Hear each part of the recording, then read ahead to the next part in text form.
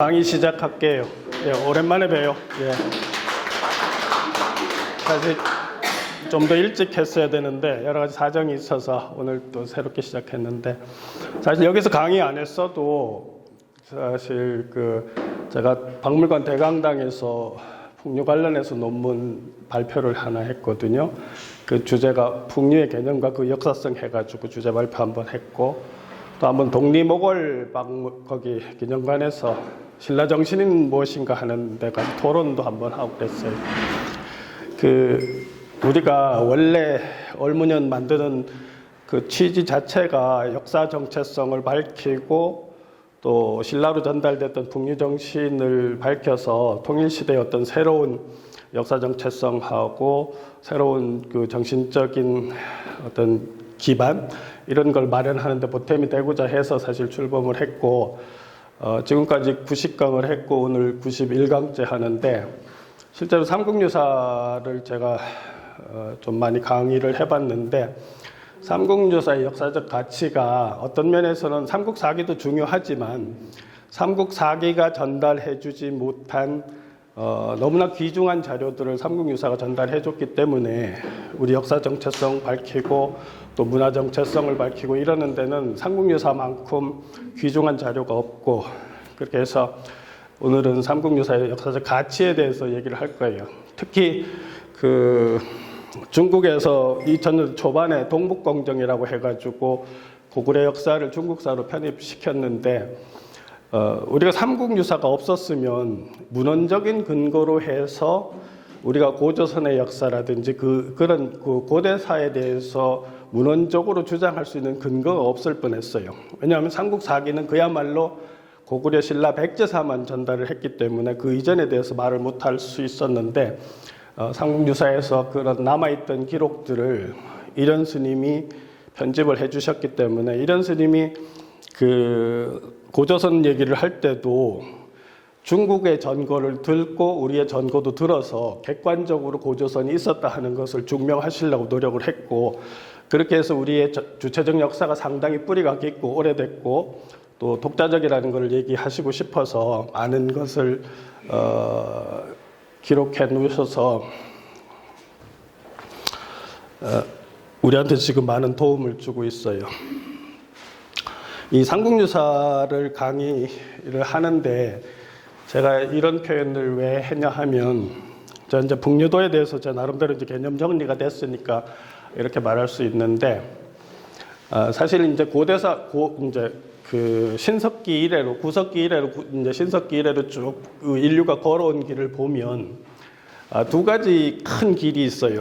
하나는 육신과 이성적 사고의 범위 내에서 인식하고 그 범위 내에서 행동하는 양식이 있고, 또 하나는 초월적 인식과 직관적 인식을 통해서 세계를 보이지 않는 세계가 보이는 세계, 또 세계 자체를 전체로 인식하려고 하는 그런 관점이 있는데, 그 맥락을 좀 이해하는 것이 굉장히 중요하다고 생각이 돼서 이런 글을 올렸는데, 제가 풍류를 어떻게 해석을 했냐 하면, 풍류의 개념을 어떻게 해석했냐 하면, 풍류라는 것은 모든 현상계의 근원적인 어떤 생명 에너지라고 할 수 있는 근본적인 에너지가 파동을 일으키면서 현상계를 지어가는 그 흐름을, 그걸 바람의 흐름이라고 인식했고, 그걸 또 다른 입장에서는 생명의 흐름이라고 인식했고, 그런 표현을 한자로 옮겨서 풍류라고 했다는 건데, 그래서 그런 바람이나 숨결에서 비롯된 이 정신이라고 하는, 사람의 정신이라고 하는 것은 이중적인데, 하나는 감각적 인식 능력, 우리 불교에서 아니비설신의로 인식하는 그 감각적 인식하고 이성적 사고로 하는 그런 패턴이 있고, 다른 한편으로는 직관적이고 영적인 지혜로 이루어지는 그런 인식이 있어요. 그래서 어쨌든 쉽게 말해서 사람들이 살아온 과정에서 구석기에서 신석기 넘어오면서 지금까지로 보면 인류 문명사가 대부분 그런 감각적 이성적 사고하고 직관적 지혜라는 그런 관점하고 사실은 대립도 되고 또 한쪽에 우위가 있으면 한쪽이 약화되고 또 반대도 일어나고 그러면서 리듬을 타고 현재까지 온 것이 사실이고, 그렇게 해서 우리로 하면 우리 북유도는 대부분 직관적이고 영적인 지혜를 바탕으로 해서 모든 현상계 생명을 온 생명으로 하나의 생명으로 연결됐다는 관점으로 해서 이해를 하는 것이 우리 북유도의 기본적인 관점이었고, 중국으로 말하면 나중에 주공에서부터 공자로 이어진 유교적 사고, 이성적 사고가 또 다른 하나의 패턴이었고, 그 두 사고가 사실 동양 문화사에서 보면 끊임없이 엎치락뒤치락 하면서 역사를 끌고 왔다는 것도 대체적인 관점에서 봤을 때 그렇게 설명을 할 수 있다는 거예요. 그러니까 제가 왜 앞에서 그런 얘기를 하냐 하면, 김부식이 삼국사기를 쓸 때는 묘청이라는 사람 세력들하고 대립이 되면서 묘청이 가지고 있었던 직관적이고 불교적인 어떤 그런 사유체계하고 김부식의 이성적인 사유체계하고 유교 엘리트들하고의 어떤 대립 과정에서 김부식 세력이 극복을 하고 묘청 세력을 극복하고 나서 당시 시대적 상황에 맞게 김부식의 입장에서는 역사를 기술하기 위해서 삼국사기를 기술을 했는데, 삼국시대 이전 역사를 기록하게 되면 묘청의 관점을 인정하는 그런 사람들이 계속 일어날 수 있기 때문에 사실은 그걸 배제하고 삼국시대부터 잘라서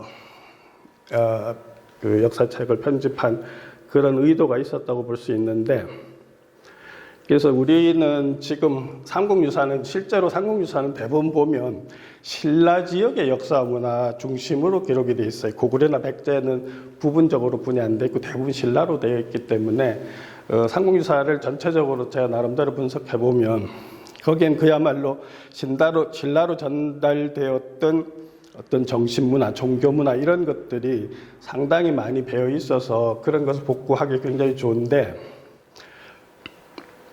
우리가 이제 삼국유사를 이해하기 위해서는 제가 기본적으로 사만을 인식할 때 지금 신라 진안 세력들이 단군 왕검 세력의 직계 후손이라는 관점으로 해서 진안 세력을 설정을 해놓고, 그 다음에 주나라 이후에 고조선 지역으로 들어왔던 기자조선과 후에 한시조선이 기자조선으로 들어와서 한시조선으로 바뀌었다가 들어온 사람들이 마한 세력으로 인식을 했고, 그 다음에 삼국을 주도했던 사람들은 사실은 진한계도 아니고 마한계도 아니고 주도했던 그 왕이나 가장 높은 계층에 있었던 사람들은 부여계들하고 신라 김씨계라는 것이 이제 제 관점이고, 이 사람들은 대부분 초원 문화하고 연결이 되었더라는 거죠.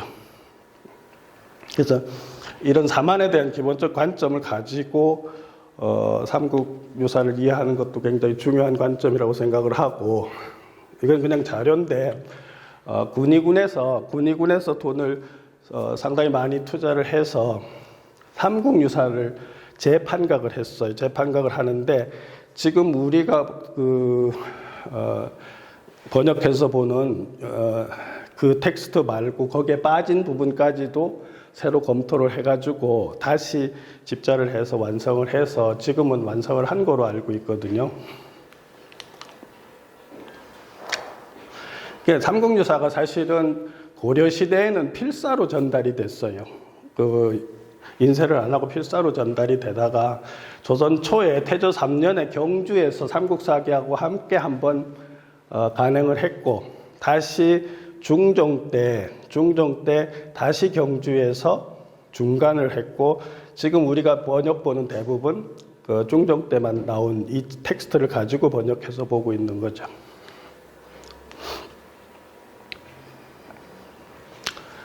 그러니까 삼국유사가 어떻게 쓰여졌나 하는 배경도 우리가 이해할 필요가 있는데, 아까 질문을 잠깐 했었는데 삼국사기가 쓰여지고 130여 년 후에 삼국유사가 쓰여지거든요.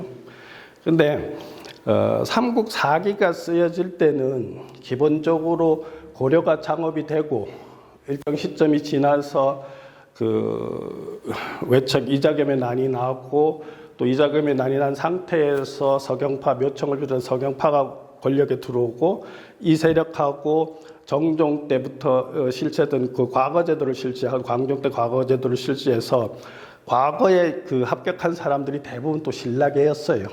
고려에서 이 김부식을 비롯한 이 신라계 엘리트를 하고 그 평양 출신인 그 묘청하고 이 자주파들하고 경쟁하는 과정에서 김부식이 이겨서 삼국사기를 썼지만 그때 그 시절에서는 맥락상 보면 그런데 그러고 나서 한참 지나서 이게 삼국유사가 나오는 배경이 가장 큰 게 뭐냐 하면 몽고의 원나라의 침입인 거예요.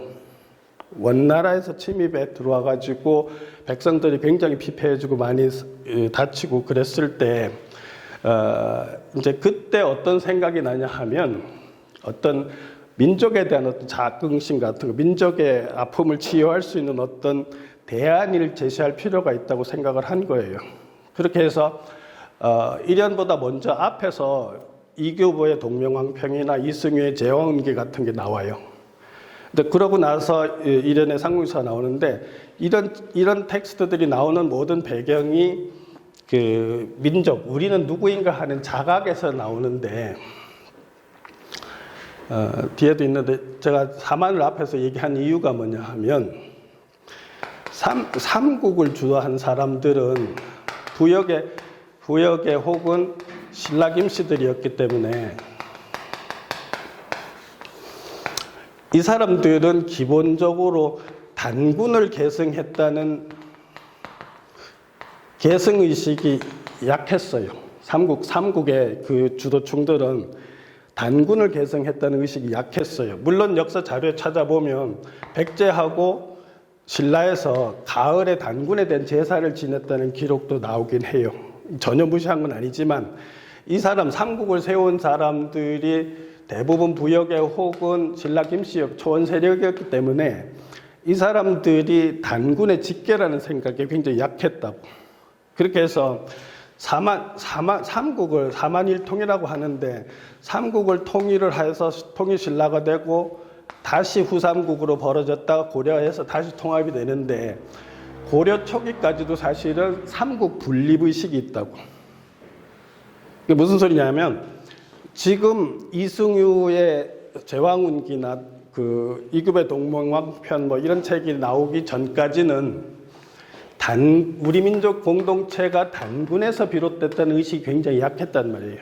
그래서 그 몽고 침입이 있고 나서 민족을 자각하는 과정에서 삼국 분립의식보다 더 큰 틀에서 우리가 하나의 공동체에서 출발했다는 주장을 하기 위해서 그런 인식이 나타나는 그런 과정에서 단군 인식이 새롭게 인식이 되고 그렇게 해서 그 앞에서 말한 그런 세 가지 책에서 고조선 얘기가 나오고 단군 얘기가 나오면서 우리 공동체가 고조선에서부터 출발해서 변화 과정을 겪었다. 이런 관점이 나오게 되는 거예요. 그러니까 지금 문제는 삼국 사기를 쓰면서는 과거에 고조선부터 역사가 쭉 있고 나서 삼국이 형성이 됐는데 김부식이 이걸 잘라놨기 때문에 민족을 통합하려는 그런 의도에서 봤을 때 우리가 한 뿌리를 하나의 공동체에서 출발했다는 의식을 재인식을 해야 되기 때문에 고조선을 다시 등장시키는데 이게 다 같이 아까 말한 대로 삼국사기가 쓰여지고 130년 이상이 된 시점에서 몽고난이 벌어지고 그때 민족이 자각을 하면서 우리는 하나라는 공동체에서 출발한 민족 단일 공동체라는 얘기를 하기 위해서 고조선 인식이 새로 나오는 거라고. 근데 그런 맥락에서 삼국유사가 나온 거죠. 그러니까 단순히 삼국유사가 삼국사기에서 기록하지 않은 역사를 기록한 게 아니고 근본적으로 삼국의 역사 이전에서부터 우리는 하나의 공동체로 출발했다는 것을 주장해서 이렇게 해서 우리가 하나의 공동체로 단일 민족의 뿌리를 가지고 있다는 걸 주장하기 위해 가장 큰 틀에서 이 삼국유사를 썼다고 봐야 된다고.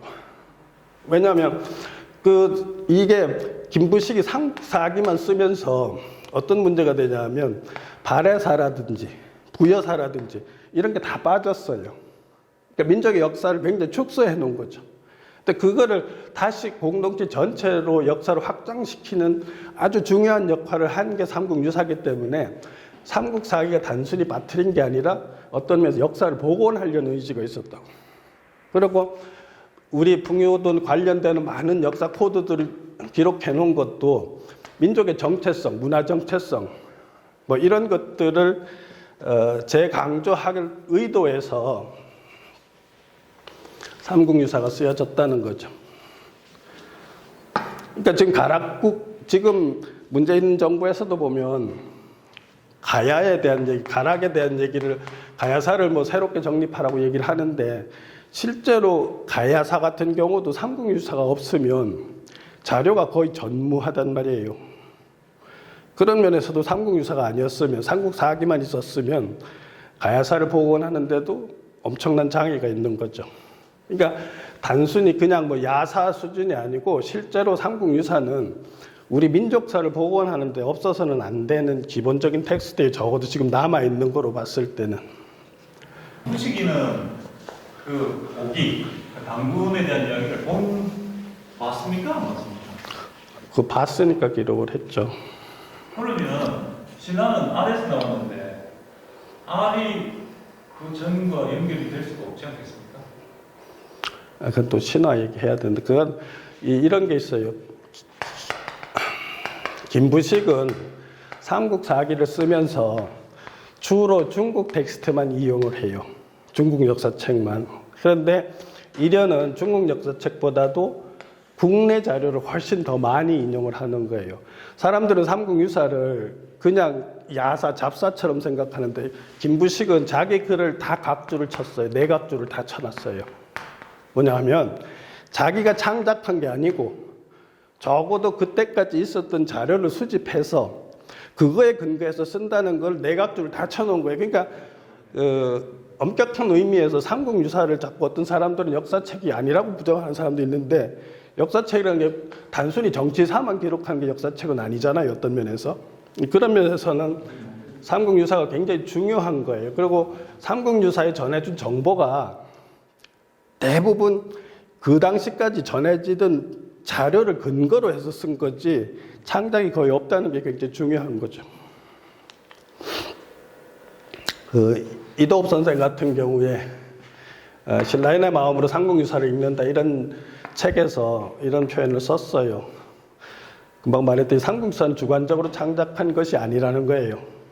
이련이 신라인의 세계관에 따라서 일어난 사건들을 국내외 역사서가 기록하여 전하던 것을 참고해서 편찬했고 삼국유사 인용한 책은 중국 고전 27종이고 국내 역사 문집은 50여 종, 훨씬 더 많다는 거예요. 거기다가 비문, 고문, 고기, 향기 등까지도 인용을 해서 상당히 주체적이려고 하려는 거죠. 삼국사기는 우리 역사를 쓰면서도 중국 역사서를 주로 인용을 했어요. 그러니까 우리가 기록한 걸 인용을 안 했단 말이에요.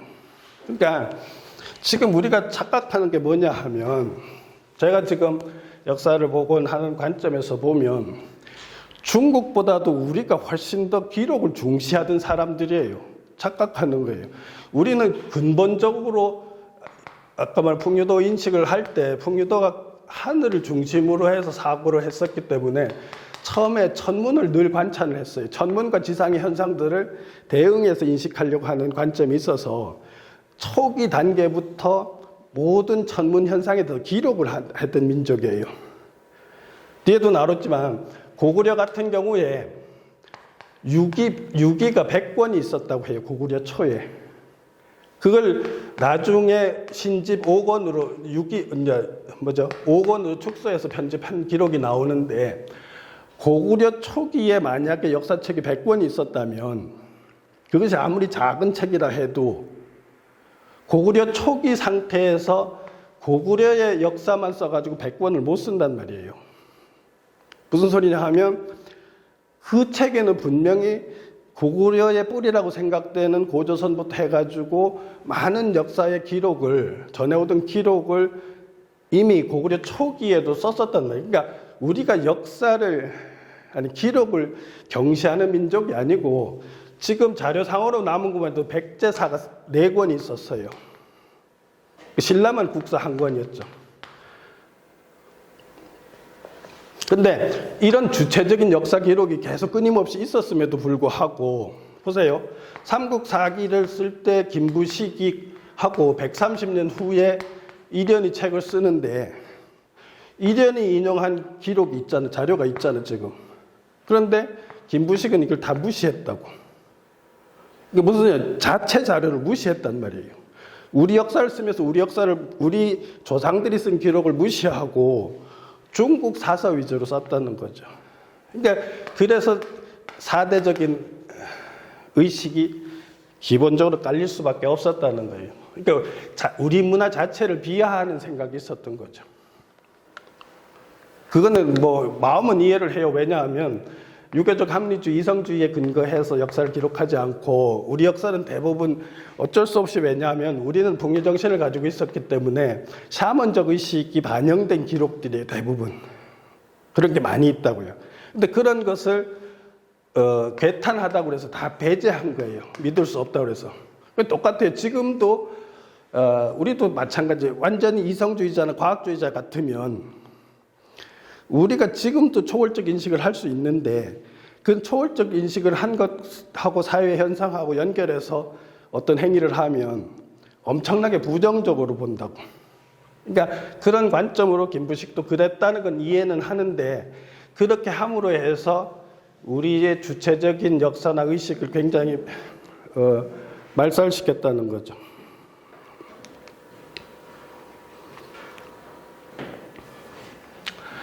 삼국유사를 해독하는데 사실은 제일 문제가 제가 해보니까 뭐냐 하면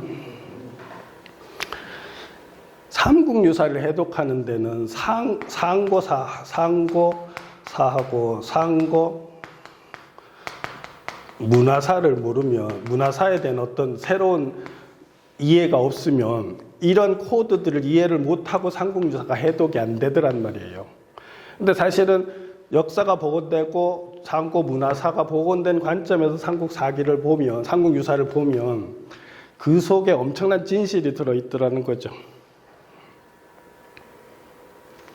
이건 정민 교수라고 그 부산대 국문과 교수신데 하여튼 책 쓰실 때마다 베스트셀러를 잘 쓰시는 분이었는데 이분도 삼국유사에 관한 책을 하나 썼어요. 발췌해가지고 이 문화 코드로 연결해놨는데 표현을 이렇게 삼국유사는 상상력의 보물창고요.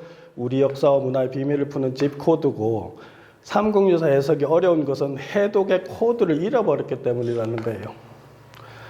하나하나의 이야기는 모두 상징과 은유로 압축된 파일이다 이렇게 했는데 이 소리가 뭐냐면 해독의 코드를 잊어버렸다는 게 뭐냐 하면 역사를 잊어버리고 그 역사 속에서 벌어졌던 정신문화를 잃어버린 거예요.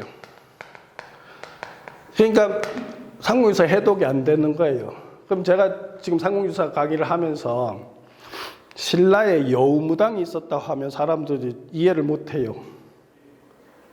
여우무당이 있었다면 이해를 못하거든요. 근데 삼국유사의 다양한 곳에 보면 여우 관련된 산신 얘기도 나오고 사람이 여우로 변신해서 하는 얘기도 나오고 여러 가지 여우 얘기들이 많이 나와요. 그런데 이 여우가 보면 삼국유사에 분명히 많이 나오는데도 불구하고 이 여우가 도대체 왜 나오는지를 모른다고. 그랬을 때 삼국유사 초기 앞에 나오는데 무슨 얘기가 있냐 하면 고구려 본 고죽국에 하는 게 있어요. 고구려하고 고죽국하고 연결된다는 이야기가 있는데 짧게만 그냥 생각을 하면 이 고죽국 토템이 여우였어요. 여우였어요. 그래서 한시 조선이 들어올 때 고죽국 사람들이 묻어서 들어왔어요. 그래서 황해도에서 제록된 그 설화에 보면 무슨 얘기가 있냐 하면 하늘에서 한 사람이 내려왔는데 남근이 55발이나 돼가지고 아무 동물도 받아들여지려고 안 하는데 곰이 받아들여서 단군을 낳고 여우가 받아들여서 기자를 낳았다 이런 얘기가 있거든요. 무슨 소리냐? 우리가 곰 토템하고 연결해서 단군이 낳고 여우 토템하고 연결해서 기자 세력이 나왔다는 얘기가 황해도에 전해지는 얘기도 나와요. 근데 이런 것들을 다 연결해서 보면 여우무당, 여우귀신 얘기가 신라 삼국유사에 많이 나오는 배경이 바로 그런 역사적 맥락이 있었기 때문에 사실은 그렇게 됐는데 고대사를 잊어버리니까 그 이유를 찾지를 못하는 거예요. 그러니까 이 여우 같은 경우도 그래요. 지금 일본에 가면 하타시라고, 하타시는 아마 교토에 가면 광융사라고 제일 큰 절도 하타시가 그 돈을 다 대서 만들었는데 이 하타시하고 관련된 신사가 일본에서 3, 4등 하거든요, 숫자가. 근데 이 하타시가 만든 이나리 신사라고 있는데 이 이나리 신사의 토템이 여우라고. 여우인데 지금 많은 사람들이 하타시가 신라계라고 하거든요. 그러면 하타시가 만든 이나리 신사의 토템이 여우라는 거는, 그리고 이 사람이 신라계라는 거는 신라의 여우 토템이 있었다는 얘기예요. 그렇게 해서 보면, 그런 역사를 복원하고 보면 삼국유사에 들어있는 여우 토템 얘기들이 해독이 된다는 거예요. 그러니까 지금 정민 교수 같은 경우도 이런 많아요. 많은데 우리가 지금 역사, 고대 상고사를 잃어버렸기 때문에 이게 지금 해독이 참 어려운 거예요. 지금 시중에 나와 있는 번역서들을 보면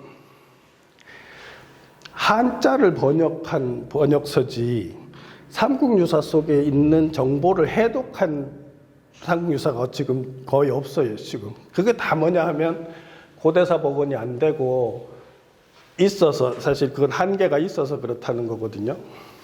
그래서 여기 그 폭탄이 나온 해독의 코드를 잃어버렸다는 것은 상고사하고 상고 문화다를 이렇게 우리가 지금 모르기 때문에. 예, 그렇죠. 예. 그렇죠. 그러니까 지금 맞아요. 삼국유사 이련 스님은 나름대로 그 당시까지 전해지던 역사, 문화, 뭐 스토리, 신화 이런 것들을 다 편집을 해놨잖아요. 근데 그때까지 전해질 때는 그 말이 기록이 될 때는 그런 문화들을 이해할 수 있었던 거예요. 어느 단계까지는. 근데 어느 단계 이후부터는 역사가 전혀 잘라지고 잃어버리고 하고 또 그 역사를 잃어버리니까 그 문화도 이해를 못하게 된 거죠. 근데 만약에 제가 공부를 해보면 삼국유사가 아니고는 지금 고대사, 고대 문화를 복원할 수가 없어요. 물론 삼국사계에도 문화가 많이 있어 함께 하는데 훨씬 더 뭐냐 하면 날 것이 많아요. 이게 무슨 소리냐 하면 제가 일본 2번 답사를 가서 느낀 건데 일본 신사에 가면은요 2000년 전에 한반도에서 벌어지던 종교적인 어떤 행위나 상징물들이 있잖아요. 지금 그대로 다 있어요. 날것으로. 우린 그게 싹 다 지워졌어요. 이게 다행인 거는 그런 날것인 것이 삼국유사라는 형태로 이련이 편집해 놓은 그 코드 속에 숨어서 어떻게 보면 해독을 기다리는 거예요. 그러니까 누군가 더 공부를 많이 해서 그 해독의 열쇠를 얻으면 우리 고대사, 고대 문화를 복원하는 데 굉장히 도움이 될 수 있다는 거죠. 그런. 근데 지금은 많이 풀렸습니까? 해독은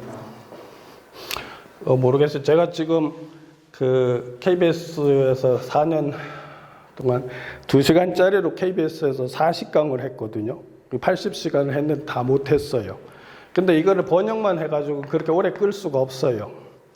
뭐냐면 요번에 우리가 지금 5강 중에도 연호랑 세월녀 같은 것도 있거든요.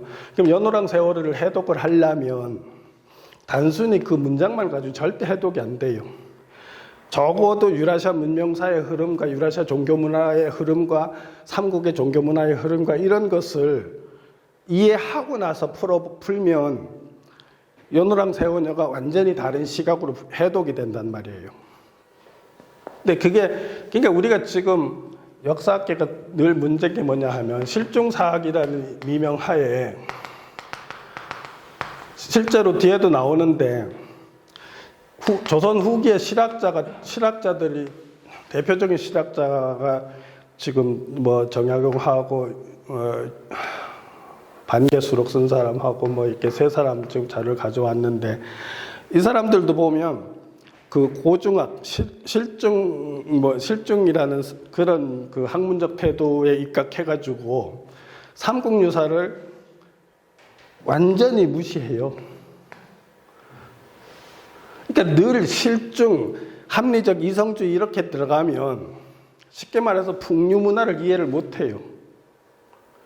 그러니까 그렇게 되면 기독교도 이해 못하고 불교도 이해 못하고 우리의 원래 정조정도 이해 못하고, 왜냐하면 그것들은 다 사실은 이성 너머의 인식의 틀로서 세계를 하나로 보고 세계가 다 유기적 관계 속에서 움직인다는 것을 전제로 해서 하는 문화인데 늘 이성의 잣대로 되면 엉터리라고 늘 할 수밖에 없는 거예요.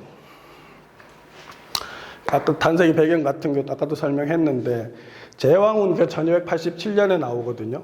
동명편이 1193년에 나오고 그러고 나서 1281년에 삼국유사가 나와요. 그러니까 고려가 창업이 되고 그죠?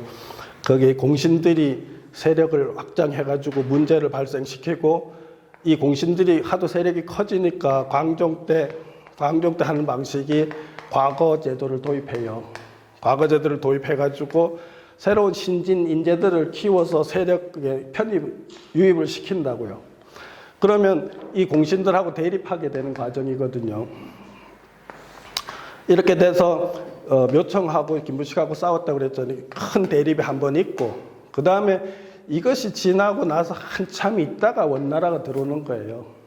그러니까 원나라가 들어올 때쯤 돼서 민족에 대한 자각이 일어나고 그때 가장 큰 코드가 단군 코드예요. 고조선부터 우리는 하나의 민족 집단이었다고 하는 주장을 하게 되는 거예요. 그런데 이분들이 다 할 때 기본적으로 어떤 걸 깔고 했냐면 김부식은 신화적 사고를 괴탄하다고 해가지고 다 잘라버렸어요.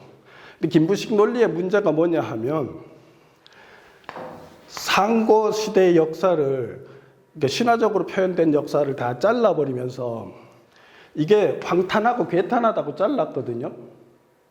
그런데 정작 사기에는 중국의 사기에는 사망오제 얘기가 그대로 실려 있어요. 사망오제 얘기는 그야말로 괴탄한 거거든요. 그러니까 그야말로 삼국 이전의 역사를 자르는 하나의 명분이었다는 거예요. 김부식 괴탄하다 이성주의로 잣대를 들이댄 거는.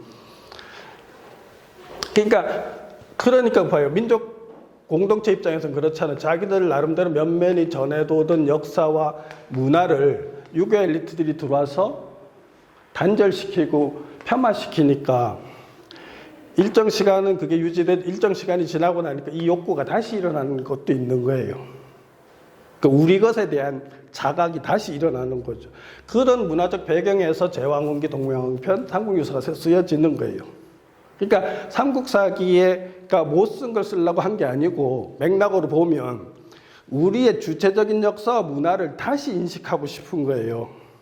그런 엘리트들의 자각이 삼국유사를 쓰게 했다는 거죠. 제 말은 그런 맥락으로 이해를 해야 된다는 거예요. 근데 그거에서 가장 큰 동기부여를 한 게 몽고 침입으로 해서 엄청난 그 민족이 당한 거죠. 그러니까 불교에서도 보면 몽고난이 일어나고 나서 많은 피해가 있고 나서 어떤 현상이 벌어지냐면 아미타불하고 지장 진앙이 굉장히 많이 일어나요. 이런 것들도 다 문화적 맥락으로 이해해야 된다고. 어쨌든 삼국유사라는 게 우리가 이제 상식적으로 아는 그 야사 수준이 아니고 사실은 굉장히 의미 있는 텍스트라는 걸 우리가 이해할 필요가 있다는 거예요.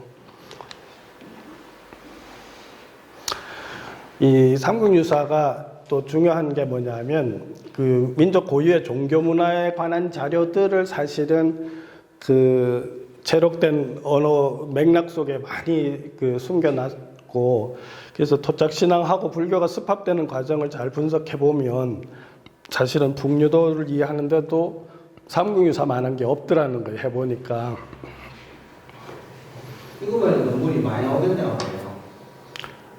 책을 무궁무진하게 쓸 수 있어요. 사실은 이렇게 깊이 들어가면. 그러니까 지금 인터넷에서 삼국유사를 검색을 해보면 수십 권이 번역서적이 나왔는데 그거 그냥 거의 다 한자 번역이에요. 이런 그 내용을 해독하는 게 아니라는 거예요. 정민 교수 같은 경우도 나름대로 해독을 해봤는데 그게 이제 깊이가 좀 약하다고 보면.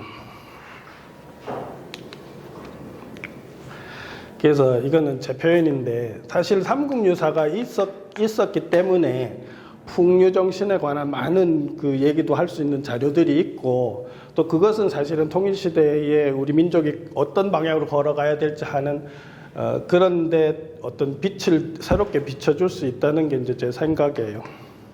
삼국유사는 한국의 고대사뿐만 아니라 고대 종교와 문화사를 연구하는 꼭 필요한 기본서고 우리는 이련히 삼국유사를 통해 전해준 문화유산의 보고에서 앞으로 다가올 통일시대 신문명의 서광을 비출 수 있는 단서를 찾아 새롭게 꽃피울 수 있어야 하겠다 그랬는데 제가 삼국유사 풍류도를 이해하는데 사실 내년에 풍류도 책을 낼 건데 거기에서는 삼국유사도 많이 인용을 해가지고 내용을 많이 그 방중 자료로 많이 낼 거거든요. 이건 뭐 상식적인 문제인데 삼국유사가 어디에서 마지막에 편집이 됐을까 하는 것도 이제 논쟁 중에 하나인데 대부분 운문사에서 삼국유사가 편집이 됐을 거로 생각하는 사람들이 많이 있어요. 청도 운문사에서.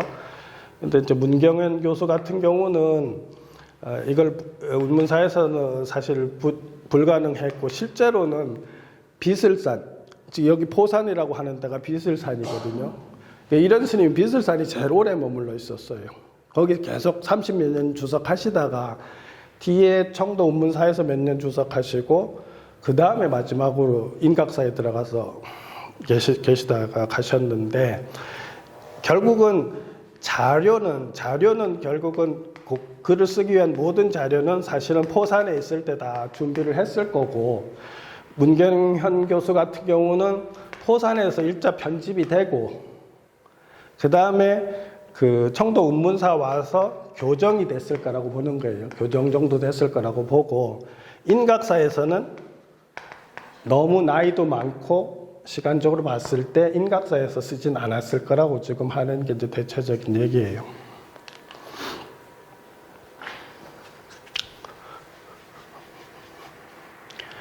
최남선 선생이 삼국유사를 극찬을 했어요. 뭐라고 극찬을 했냐 하면 삼국유사는 조선 상고 시대를 혼자 담당하는 문헌이다 이렇게 얘기를 했어요. 사실 그럴 수밖에 없는 게 삼국사기라는 게 앞에는 뚝 잘라버리고 앞에 역사가 이렇게 엄청나게 있는 뚝 잘라버리고 삼국만 역사를 기록했잖아요. 그러니까 상대 역사를 담당할 수 있는 건 실제로 지금 남아있는 거로는 삼국유사뿐이 없는 거예요. 그게 지금 우리나라 그 고대에서 가르쳐 놓은 신라하면서 인정 안 해본 거네. 합의하기입니다. 안 그렇습니까? 예. 그러니까 조선의 생활과 문화의 원두와 고형을 보여주는 것은 오직 이 책만. 그러니까 우리 조선, 우리의 모든 생활의 근거, 원두, 가장 근원적인 머리, 그다음에 고형을 보여주는 것은 오직 이 책만 있을 따름이고, 삼국유사는 조선 고대사의 최고의 원천이며 대일대 백과림으로 이련의 공은 서방의 헤로도토스하고 비교된다는, 역사를 쓴 헤로도토스하고 비교될 정도로 이련이 중요하다고 최남선이 평가를 했어요. 근데 실제로 저도 지금 해보니까 이 말이 틀린 말이 아닌 거예요. 삼국유사가 없으면 첫째 문헌적 고대사 복원을 하는데 단서가 없고, 고대 종교 문화를 이해하는 단서도 없고, 그럼 그것이 사실은 한민족이 가지고 있는 정체성과 문화 정체성의 뿌리거든요. 근데 그거를 뚝 잘라놓은 거를 이련 스님이 수십 년 동안 자료 수집을 해서 그렇게 남겨주셨기 때문에 우리가 지금 뭔가 새롭게 민족의 역사와 문화를 밝힐 수 있다는 거예요. 최남선이 삼국유사 해제라는 논문을 썼어요. 글을 썼는데 거기도 보면 삼국유사의 병을 말하는 자 대개 그 소전에 탄괴한 것을 말하는데, 삼국유사 문제점 지적하는 유교 엘리트들은 뭐라고 했냐면, 삼국유사가 그 신화적 사고가 많이 들어가 있기 때문에 그 신화적 사고는 이성주의자가 보면 상당히 그 황탄한 거로 보이거든요. 그러니까 이렇게 표현을 하신 거예요. 그 소전이 탄괴한 것을 드나 전거를 드나 우리가 보면 탄괴한 그 점이 삼국유사의 생명이라는 거예요. 예? 우리가 그를 향해서 큰 힘을 얻고 큰 감사를 드리는 것인데 후인으로 탄괴하다 할 것이 원시 신화가 옛 관념의 필연상임을 생각하면 삼국유사에 전하는 바가 탄괴할수록 신화적 신문이라는 게 거꾸로 전통적 원형임이 드러나는데 삼국유사와 삼국사기가 같지 아니함을 크게 다행으로 알으라는 거예요. 왜냐하면 삼국사기는 이성이라는 잣대로 해가지고 신화적 사고, 초월적 사고 이런 것들을 다 없애버렸다는 거예요. 근데 제가 자꾸 강조하지만 우리의 풍요 정신은 기본이 신화적 사고예요. 직관적 사고고 신화적 사고를 바탕으로 하는 사고를 하고 생명을 단순하게 이성적으로 보는 게 아니라 이성 너머의 인식을 토대로 해가지고 공동체와 문화를 이끌던 거라는 거죠. 그러면서 제남선이 박혁거세 신화 얘기를 해요. 삼국사계에 있는 박혁거세 신화하고 삼국유사에 있는 박혁거세 신화를 보면, 그러니까 삼국사계에서는 그런 신화적 설화적 요소를 빼버렸거든요. 이성적으로 문장을 고쳐놨어요. 근데 삼국유사는 그 신화가 전해둔 내용을 그대로 다 적어놨단 말이에요. 그랬을 때 두 신화를 비교해보면 삼국유사의 가치가 훨씬 크다고 얘기를 하시는 거예요, 최남선이. 단군이나 해모서 같은 일을 벌인 것은 고사하고, 이건 지금 이 소리는 뭐냐 하면 김부식이 버렸다는 얘기예요. 삼국사기를 제의를 지은 제일 앞에 있는 혁거세 사실만을 보더라도 삼국사기와 유사를 대조할 때 어느 것이 더 옛날의 진실을 전하느냐는 거죠. 그러면서 우선 혁거세를 불거내라고 훈독할 것임을 본사에서는 어찌알며 삼국사기에서는 이게 없다는 거예요. 또 불군해와 알과 일월 정명과 광명 2세와의 불가분의 피차간의 관계를 삼국사기에서는 알 수가 없다는 거예요. 그래서 신라의 사회력과 종교와의 상관을 삼국사기의 문으로는 짐작할 수가 없는데 이걸 보면 종교도 이해할 수 있다는 거예요. 그래서 삼국유사의 고형대로에 비서 있는 전설적 표현은 이 모든 것을 요연히 보여줌을 잊지 않는가 이렇게 얘기를 하는 거예요. 그러니까 보세요. 그러면 지금 최남선이 벌써 이런 식으로 인식을 했잖아요. 근데 문제는 이후의 역사학자들이나, 그죠? 역사학자들은 다시 김부식의 관점으로 돌아가면서 역사를 공부한 거예요. 그러니까 지금 우리가 이런 원형을 회복을 못하는 거죠, 문화적으로. 또 국민들한테 이렇게 전해주지도 못하는 거고.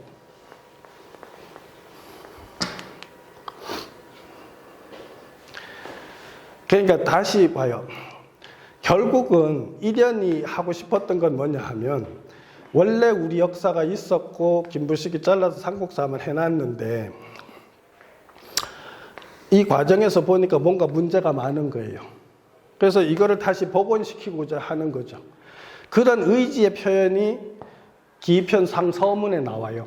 뭐라고 나오냐 하면, 대개 옛 성인이 바야흐로 예학으로서 나라를 일으키고 인으로서 가르침을 세움에 괴력난신을 말하지 않았다. 이거 공자 말이거든요. 그죠? 공자가 이 말을 했어요. 그러나 제왕이 장차 일어날 때는 반드시 부명을 얻고 도록을 받는 일이 있어. 이건 사실 아까도 말했지만 사기에 보면 사망오제 얘기할 때 이 얘기 실어놨거든요. 자기들도. 그러니까 일이 있어. 보통 사람과 다르고 그런 뒤에야 큰 변화를 타고 대기를 잡아 대업을 이룩할 수가 있었던 것이고, 그러므로 황하에서 그림이 나오고 낙서에서 글이 나와서 이로써 성인이 일어나. 이건 하도낙서를 말하는 거예요. 근데 사실은 그래요. 우리가 무슨 소리냐 하면 이련이 왜 이런 관점을 가질 수 있었냐 하면 제가 보면 이련이 사실은 깨달았기 때문에 도인이었기 때문이에요. 왜냐하면 일심을 어느 정도 회복해서 이게 한 마음으로 역사를 보고 문화를 보고 생명을 볼 수 있는 눈이 뜨여졌기 때문에 이런 표현을 하고 긍정을 하는 거예요. 그죠? 제가 가끔 저도 뭐 별거 아니지만 저 같은 경우도 그런 얘기 가끔 하잖아요. 제가 30이 됐을 때 내가 기연이 있었고 기연이 있었던 그 신념이 나를 30년 동안 이 짓을 하게 만들고 이런 신념을 가지고 가게 만드는 거예요. 그건 누가 이성주의자가 주는 게 아니고 불교로 말하면 일심에서 어떤 작용이 일어나는 어떤 체험을 하게 되는 거예요.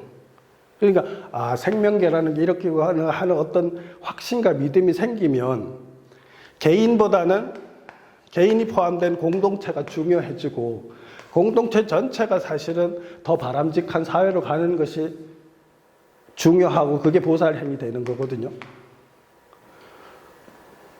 그러니까 이런 인식은 그냥 이성적 합리주의자는 절대 도달할 수가 없어요. 그죠? 그러니까 우리의 북유정신 기본이 사실은 불교하고도 거의 같아요, 맥락이. 그런 정신문화가. 그래서 원효 스님도 결국은 한마음 얘기를 하잖아요. 그죠? 한마음 얘기 하는데 이 한마음이 사실은 제가 보면 북유예요. 북유가 근동치고 흘러나오는 거를 이걸 바람의 흐름이라고 인식을 했던 거예요. 생명의 흐름, 바람의 흐름. 그러면 이게 일심이 세계가 되고 세계는 불교식으로 하면 연기적으로 생멸하는 거예요. 이 현상계는. 그렇지만 일심은 안 바뀐다고, 변하지 않는다고. 이게 불생불명, 부중불감 이런 얘기를 하게 되는 불교식 인식에서. 근데 그런 틀하고 우리가 가지고 있었던 풍류정신하고도 다 일맥상통한다는 거예요. 그러니까 그런 관점을 이해하는 이런 스님이기 때문에 이런 생각을 하실 수 있었다는 거죠. 이거는 그냥 제가 글 쓸 때 써놓은 건데 사실 어떤 면에서 삼국지가 굉장히 중요한 게 현실적으로 요즘엔 사람들이 의외로 그죠 해리포터라든지 이런 반지의 제왕 같은 거 굉장히 매력에 빠지잖아요. 왜냐하면 우리의 무의식에 있는 어떤 신화적 사고, 신화적 상상력 이런 것들이 우리를 편안하게 해주고 행복하게 해주는 측면이 있어요, 사실은. 그러니까 너무 사람이 이성주의자들을 보면 사실은 이성주의자가 들리다는 게 저는 사실은 그래요. 지금 이 시대는 직관적 사유를 하는 세력하고 이성적 사유를 하는 세력이 있으면 이걸 부정하자는 게 아니에요. 저는 이성적이지만 그 너머의 직관적 지혜를 받아들일 필요가 있다는 거예요. 이 시대는. 그래야 우리가 뭔가 많은 공동체 구성 전체가 더 나은 사회를 갈 수 있는 어떤 지혜나 해안을 끄집어낼 수 있다는 거죠. 그 삼국사기하고 삼국유사하고 이렇게 대비되는 걸 좀 몇 가지 쭉 얘기를 해볼게요. 보면 앞에서도 얘기했지만 이련 스님 같은 경우는 구삼국사에 있는 자료를 인용을 했어요. 그런데 김부식이는 구삼국사를 인용을 안 했단 말이에요. 그러니까 우리 주체적으로 쓴 삼국의 역사를 무시하고 자기는 중국 사서만 더 믿을만하다 해서 중국 쪽만 했던 그런 면이 있다는 거죠. 또 인용하는 면에서도 이련 스님은 중국 자료도 인용했지만 27종 인용하고 우리는 50종을 넘게 인용하고 그다음 고기, 향기, 비문, 고문서 등 다양하게 인용을 했어요. 그리고 이게 그 각주를 내각주라 해서 인용하는데 바로 밑에다 어디서 인용했다고 다 표시를 해놨어요. 그러니까 아까도 말했지만 한국에서 창작이 아니라는 거예요.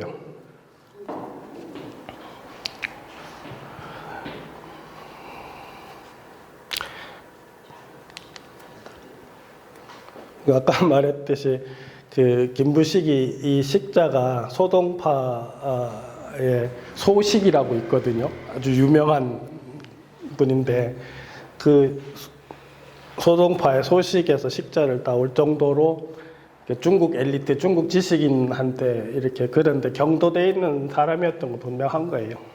그래서 그 삼국사기가 어느 정도는 사대적이고 모화적인 건 맞는 거예요. 삼국유사는 상당히 자주적인 거죠. 또 삼국사기는 사실 그 귀족적이라고 엘리트들 중심으로 이렇게 썼다고 하면 삼국유사는 일반 국민과 백성들의 어떤 의식 세계를 알 수 있는 그런 이야기거리들이 상당히 많이 들어 있어요. 그다음에 삼국사기가 유교적인 관점에서 많이 썼다 하면 삼국유사는 풍류적이면서 불교적이라고 할 수 있다는 거예요. 이렇게 보시면 이게 지금 제가 이렇게 표현한 게 뭐냐 하면 사실 우리가 화랑정신은 사실 순수하게 풍류정신이 아니거든요. 화랑정신은 원래 풍류정신하고 불교의 미륵사상하고 합쳐진 거예요. 이렇게 해서 이게 화랑정신으로 작동하는 거예요. 그래서 우리의 그 주관적, 주체적인 사유 속에는 사실은 이 불교가 미륵사상이 많이 개입돼서 화랑정신이 이렇게 형성이 됐고, 이 정신이 사실은 묘청 때까지는 이렇게 돼 있어요. 재밌는 게 뭐요? 고구려하고 백제하고 다르게 신라는 불교가 이 사람들보다 150년 정도 늦게인 524년에 그 공인이 되잖아요.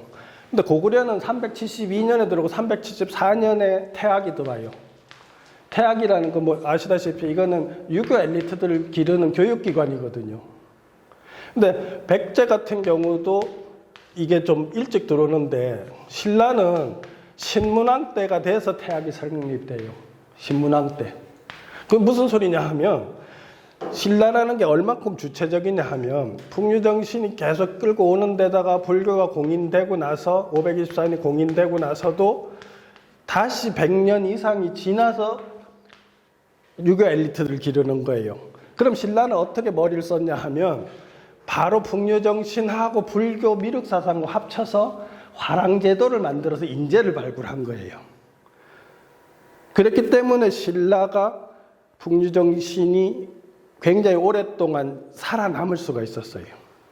왜냐하면 우리가 신라가 일찍 만약에 고구려나 이런 데처럼 태학을 일찍 만들었으면 유교적 사유를 하는 신진 관료들이 관으로 들어가서 그렇게 해서 국가를 운영했을 거기 때문에 일찍 우리 풍류정신이 죽을 수 있었는데, 우리는 신문왕 때나 태학이 형성이 돼서 통일신라가 돼서도 통일신라 중후기가 돼야 인재가 한 50%가 유교 엘리트들하고 풍류 엘리트들하고 이제 같이 관에 들어가서 활동을 하거든요.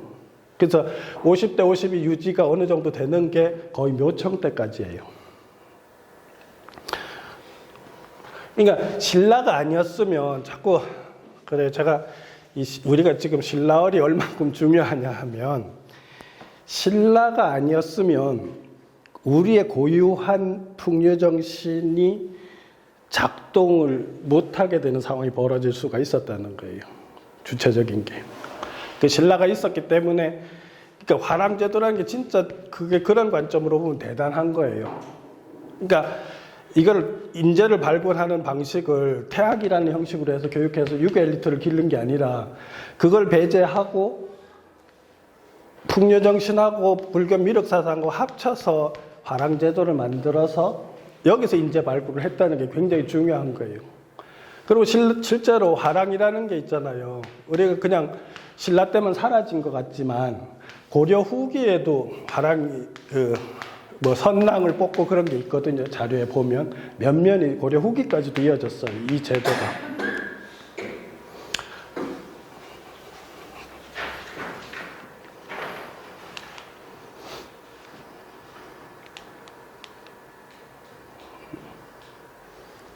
넘어가지. 일반주기가 예. 센터 아니 다음 한 화살표 하나만 누르면. 아, 그게 뭐 멈췄나 보다. 컴퓨터가. 윤석 이 컴퓨터가 쓴 거 아니에요? 이거였는데. 이거 안 보여.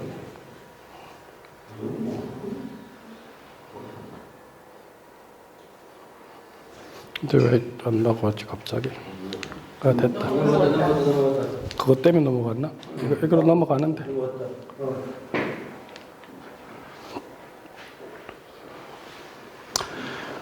그러니까 이련 스님은 김부식이 삼국 사기를 쓰면서 유교적 관점에서 의도적으로 불교적 설화적 요소를 가능하면 빼버렸거든요. 근데 특히 민족 주체성 토대 위에서 우리 역사를 재해석하고자 한 거죠. 이제 이련 스님은. 그래서 그는 이 천물에서 삼국의 시조가 모두 신비스럽고 기이한 데서 나온 것이 어찌 괴이하다 하겠는가. 이건 무슨 소리냐면 김부식은 황탄하다고 그래서 빼버렸거든요. 어떻게 그럴 수 있냐 그러면서 역사의 영역을 확장시켜야 한다고 이제 선언하고는 결국은 이련 스님은 우리 역사를 고조선, 마한, 삼국, 후삼국, 고려로 이어지는 정통성을 얘기하고 싶었던 거예요. 그러니까 결국은 김부식이 이렇게 잘라버렸잖아요. 그 지금 우리 강단 사학이 다 지금 여기까지 있는 거.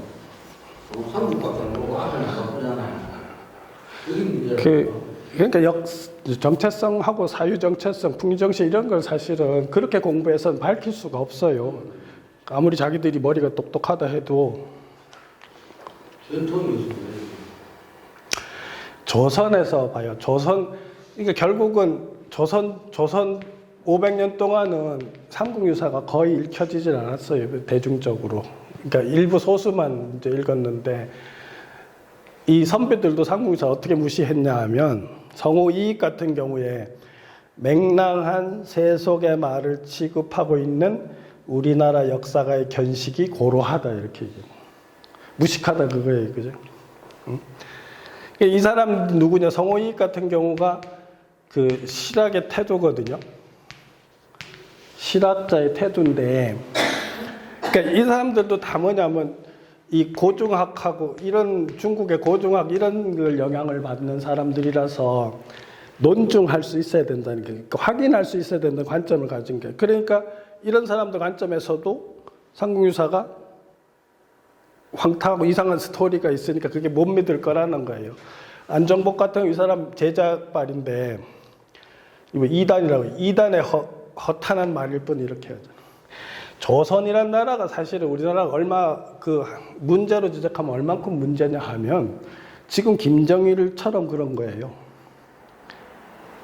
이 북한식 주체적 사회주의가 아닌 모든 사상은 다 이단인 거예요.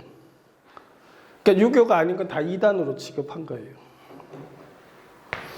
그러니까 한치윤 같은 경우도 보면 괴탄해서 믿지 못하겠다 이렇게 삼국유사를 평가를 한 거예요. 그러니까 삼국유사가 이련이 그런 의도로 썼지만 그러니까 그 맥락에서 제가 이해하자는 게 그런 거예요. 그러니까 풍류 정신이 이렇게 쭉 내려오면서 약화되는 과정에서 유교 엘리트 이렇게 크잖아요. 그죠? 이게 우리 전통 사상이라고 하면 여기 유교가 이렇게 성장을 하잖아요. 그러니까 묘청을 기점으로 해서 이게 이제 역사적인 변동이 생기는데 그럼 이렇게 되면서 우리나라를 주도했던 사람들이 대부분 유교 엘리트들이거든요. 그러니까 김부식하고 뭐 이승효하고 뭐 그 아까 말했던 그 동명왕평 이런 데서 민족 고조선하고 이 신화적 사고를 긍정을 해놨지만 다시 사회의 주도권은 유교 엘리트들이 가지고 있으니까 조선시대 내내 삼국유사는 의미 없는 책이 됐던 거예요. 그러다가 이게 누가 제일 먼저 이게 출판을 하게 되냐 하면 일본에서 먼저 출판을 해요. 우리보다도. 조선 500년 동안 우리도 물론 조선 초에 선초하고 중종본이 있긴 하지만 이게 지식인들의 교양 텍스트가 못 됐다는 거예요. 그리고 조선 아까 말한 이런 사람들 실학자들조차도 다 이렇게 무시하고 읽혀지지 않다가 일제강점기 때 1907년인가 20세기 들어서 일본이 먼저 활자해서 출판을 하는 거예요. 그게 1907년에 먼저 한 거예요. 일본이 1907년에 활자화했는데 우리는 조선사학회에서도 28년이 돼서야 활자본을 내고, 번역은 30년대 야담이라는데 잡지에 선보였다가 이병도가 처음으로 1972년에 번역본을 내서 우리 대중들이 삼국유사를 읽기 시작한 거예요. 이게 어떻게 보면 이 대중들한테 삼국유사가 보편적으로 알려진 거는 몇백 년이라는 시간이 걸린 거죠, 보면. 그죠? 그러니까 이게 보면 저는 그렇게 생각해요. 이게 우리 풍류정신하고 이렇게 유교적인 사유하고 이런 변곡점을 가지고 있었다고 하면 지금 사실 이 삼국유사라는 것이 통일시대를 앞두고 다시 삼국유사가 전해주려고 하는 그런 역사정체성, 문화정체성, 풍류정신 이런 것들이 새롭게 일어날 수 있다는 거예요. 자그마치 묘청으로부터 하면 묘청이 1235년인가 죽었는데 한 900년 동안 이렇게 내리막길을 가다가 이제 통일되는 시대에 뭔가 새로운 시대를 맞이해서 뭔가 새롭게 풍류정신이 살아나야 되지 않느냐 하는 게 제 생각이고 충분히 그럴 수 있다고 보는 거거든요. 그날 왜 우리 독립어걸에서도 그 교수도 그러대 방탄소년단 얘기하면서 그게 풍류정신이라는 거예요. 그 베이스에 깔려 있는 게. 그래서 방시혁이라는 애가 어쩌면 그 신라대로 하면 화랑이었을지도 모르겠다. 뭐 그 교수도 그런 얘기를 하더라고. 근데 실제로 그 방탄소년단이 하는 그 리듬이나 가사나 이런 것들이 그걸 의식하고 했다는 얘기도 있어요. 근데 그게 지금 세계화가 되잖아요. 그러니까 지금은 왜 제가 이런 표현을 하냐면 지금은까지는 봐요. 그러니까 유럽에서도 르네상스 시대부터 이렇게 보면 이성의 시대였거든요. 그리고 과학의 시대였다고. 과학의 시대인데 물론 이게 역할을 했어요. 그죠? 이성의 시대, 과학 시대 큰 역할을 했어요. 그런데 이것의 한계에 부딪혔다고 지금. 그러니까 이거 너머의 인식의 틀을 가지고 세계 공동체를 끌고 가려고 하는 정신 문화가 필요한 단계인데 그러한 시대적 요청에서 풍류정신만한 게 없다는 거예요, 제 말은.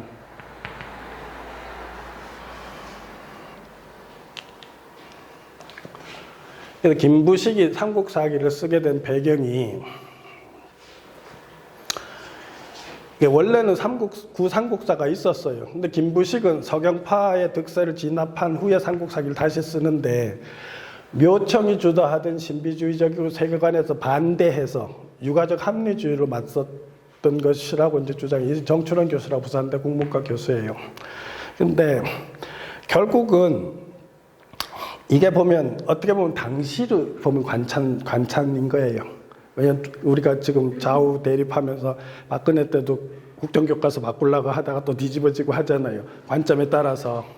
그러니까 이때도 묘청 세력하고 김부식 세력하고 권력에서 엄청난 다툼을 했잖아요. 그러니까 묘청 세력들이 가지고 있는 역사관, 종교관 이런 것들이 향후 엘리트들의 학습에서 배제됐으면 좋겠다는 마음이 있는 거예요. 김부식 입장에서. 그렇게 해서 앞에 역사를 뚝 잘라놓고 삼국사기를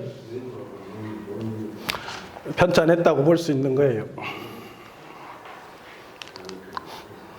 그래서 김부식이 삼국사기를 쓰면서 임금한테 올린 표예요.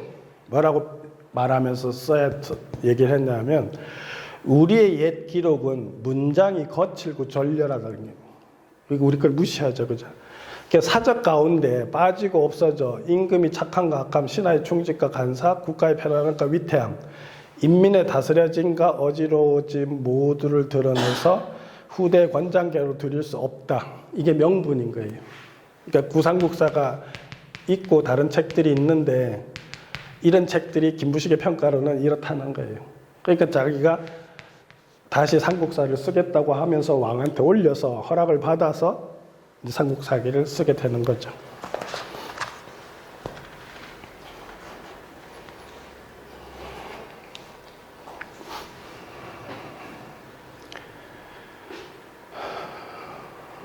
그러니까 이거를 아까도 이 친구도 자꾸 물어봤지만 저도 그래요. 이게 역사라는 게 시대적 기운이라는 게 있어요.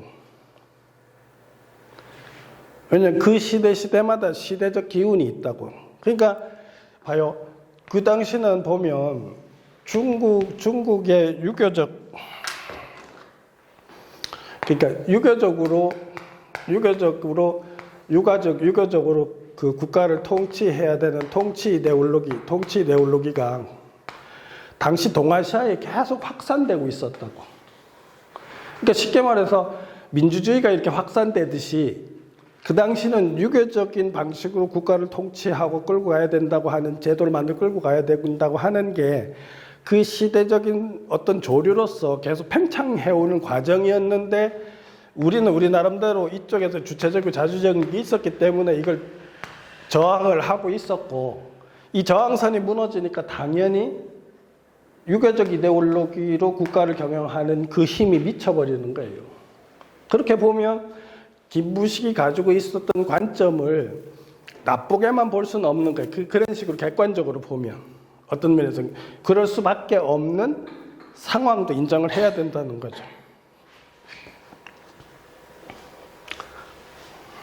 그러니까 당시 김부식 입장에서는 자신이 믿고 있었던 유가적 통치 이념으로 고대적 사회를 극복하고 중세 보편주의를 지향하는 중세적 엘리트로도 볼 수 있다는 거의 관점으로, 그렇게 객관적으로 보면. 그러니까 저는 뭐냐면 자꾸 김부식 사대주의, 모아주의 이렇게 나쁘게만 보려는 게 아니고, 저는 자꾸 이게 맥락으로 역사를 이해하자고 하잖아요. 시대적 맥락이 있으니까 그런 맥락에서 이제는 제 말은 뭐냐면 이제 새로운 통일시대는 풍류정신이 다시 살아날 수 있는 시대적 기운이 태동하고 있다는 거예요. 왜냐하면 아까도 말했지만 몇백 년 동안 이성주의하고 과학주의자들이 득세를 해서 그것이 역사를 끌고 왔는데 이게 한계에 부딪혔으니까 이거보다 훨씬 더 넓은, 부드럽고 넓고 수용할 수 있는 새로운 정신으로 시대가 앞으로 갈 거고, 그런 상황에서 동북아 시대가 올 거고, 이 동북아 시대의 새로운 이데올로기, 이념으로서 풍류정신만한 게 없다는 거예요. 그런 차원으로 맥락을 이해하자는 거지 꼭 한쪽만 좋고 나쁘다 이렇게 보지 말자는 거죠. 이거는 신채호 선생이 생각하신 것 맞는 거예요. 그러니까 1000년 동안 가장 큰 정치적 사건이 묘청의 난 혹은 혁명이었다는 거예요. 그래서 뭐라고 쓰셨냐 하면, 이건 책에 있는 그대로예요. 서경 전역은, 이분도 뭐 낭불랑, 지금 이렇게 되는 게 아까도 제가 그랬잖아요. 신라에서는 풍류정신하고 불교의 미륵사상을 합쳐서 화랑정신을 만들었고, 이것이 결국은 이렇게 표현이 되는 거예요.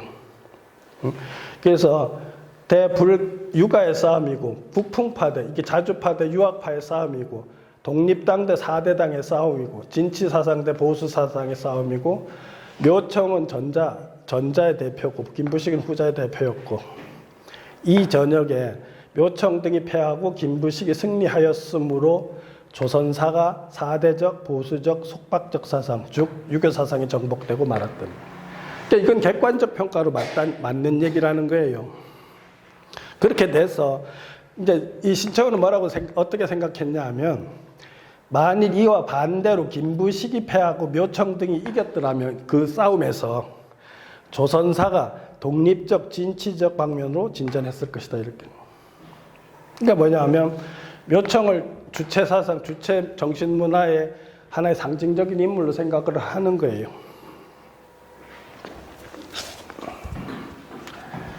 그러니까 제가 그런 말도 하잖아요. 지금도 운동하시는, 운동권 정치하는 사람들이 보면, 우리끼리 민족 자주 이런 얘기 자꾸 하거든요. 이걸 가지고 정치적인 개념으로 많이 써요. 그런데 제가 보면, 이런 역사적 맥락으로 보면 지금 이 사람들이 주장하는 거는 참자주가 아니라는 거예요. 그러니까 참자주 정신을 모르고 참자주 정신도 이해를 못하고 그러니까 참자주를 할 수 있는 역사 정체성도 모르고 참자주 정신의 핵심인 풍류 정신도 모른다는 거예요. 이 사람들이. 자주 얘기를 하는 사람들이. 그래서 저는 뭐냐면 결국은 통일시대가 되려면 참자주 정신을 가진 사람들이 많아져야 된다는 거예요. 그렇게 해서 중국 편도 아니고 미국 편도 아닌 통일된 우리 편이면서 이 세력들을 활용할 수 있는 정치 세력들이 등장해야지 그때 참자주 국가가 된다는 거예요. 지금같이 하는 수준에서 자주는 굉장히 위험할 수도 있다는 거예요. 그래서 지금 신라로 왔던 이 정신을 제대로 이해하고 보급하고 또 공감시키는 게 그만큼 역사적 책무로서 중요하다는 거죠.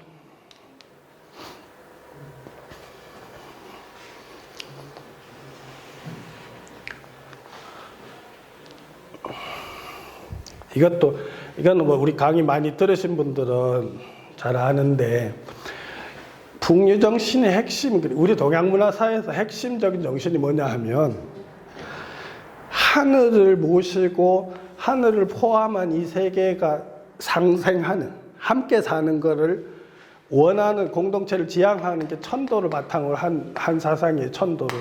그런데 이 고사가 어디하고 나오냐 하면 중국 황제의 손자가 전욱이라는 분이 있어요. 전욱이 황제가 됐을 때 신화적으로 어떤 표현이 남아있냐 하면 하늘을 오르고 내려오는 사다리를 끊었다 하는 고사가 있어요. 그걸 이를테면 절지천통고사라고 해요. 그건 뭐냐 하면 이 사람이 이렇게 함으로 해서 이 사다리를 끊음으로 해서 어떻게 바뀌냐 하면 보통 천도에서는 하늘에서 내려와서 정치를 하다가 공동체를 이끌다가 올라가거든, 죽으면 사후에. 그런데 이런 관점으로 보면 여기서는 그냥 천손이에요.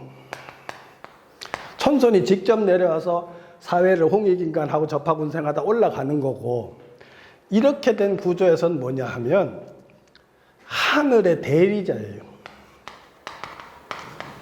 하늘의 대리자로서 땅을 통치하는 거예요. 이게 뭐냐 하면 인문사상의 태동이에요. 뭐냐면 하늘은 하늘이 존재는 인정하지만 지나치게 간섭하거나 연계해서 통치하는 게 아니고 땅에 있는 황제가 대리자로서 자기가 땅을 끌고 가는 그 질서를, 그런 생각이 바로 인문의 태동이에요. 이런 바탕하에서 주공이 나오고 주공의 생각을 따르고자 한 게 공자고, 그죠? 이게 공명이 나오고 이게 이제 한대에 와서 통치 철학으로 되는 거예요. 그죠? 이게 선진유가가 작동을 하다가, 선진유가 사실 좀 단순하거든요, 철학이. 근데 불교가 들어오고 나니까 불교에는 불교 인식론이 굉장히 고차원적이고 복잡하다고요. 그러니까 나중에 송대 유학에 와가지고는 불교의 인식론을 끌어들여서 유교 철학을 만드는 거예요. 성리학을 만드는, 쉽게 말해서.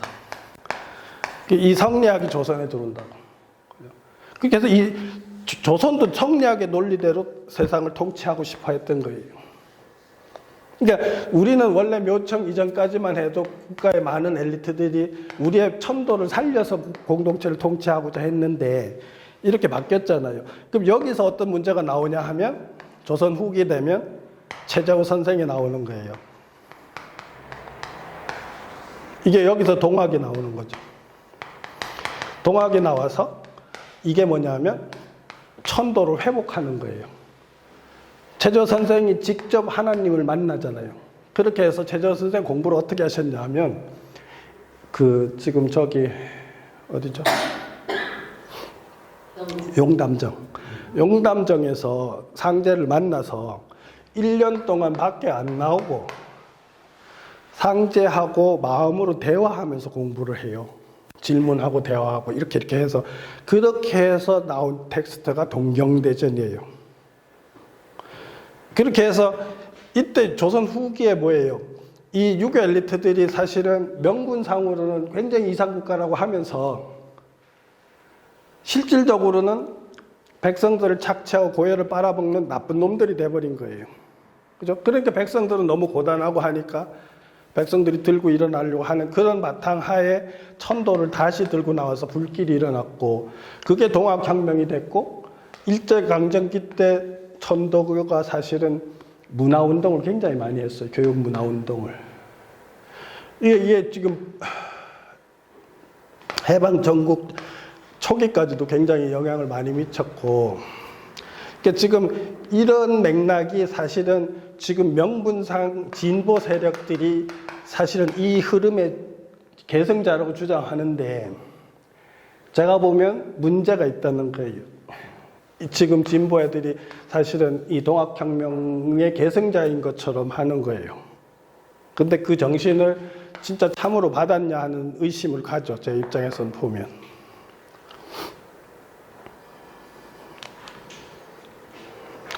그러니까 이련하고 이규보 같은 경우에 결국은 삼국 사기가만 가지고 엘리트들이 양성되는 것에 대해서 반기를 들었다고 볼 수 있는 거예요. 라는 거예요. 당시 입장에서. 그러니까 지금도 정권이 바뀔 때마다 뭐 역사관 바로 세워야 한다고 하면서 이렇게 주장하는 것 같이 당시는 이자겸이 이제 외척으로서 이제 난을 일으켰고 또 묘청이 서경 세력으로 반란을 일으켜서 진압이 됐고 그러니까 김부식에게는 잘못된 역사관을 바로잡는 일이 무엇보다 중요했다고 할 수 있는 거예요. 근데 이건 김부식 입장인 거예요. 왜냐하면 묘청이 가지고 있었던 그런 정신들, 이게 풍류적이고 뭐 도참적이고 풍수지리 사상에 의존하는 그런 문화가 잘못된. 왜 이상적으로 보면 지금도 마찬가지. 재밌는 건 지금도 그래요. 지금도 무당이 전국에 수십만이 되고 풍수 본다는 사람들이 그렇게 많거든요. 그러니까 늘 우리가 이성주의자라고 하면서도 또 늘 한쪽에서는 그런 걸 하는 거예요. 그러니까 그런 측면이 지나치게 바로하는 거를 꺾겠다는 의지가 포함된 책이 삼국사기라고 볼 수 있다는 거예요. 그러니까 그 당시로 봤을 때는 그런 쪽으로 경도되는 인재들이 자꾸 생겨나는 것을 막고 싶었다는 거죠. 여기까지만 할게요. 이건 잃어버렸습니다.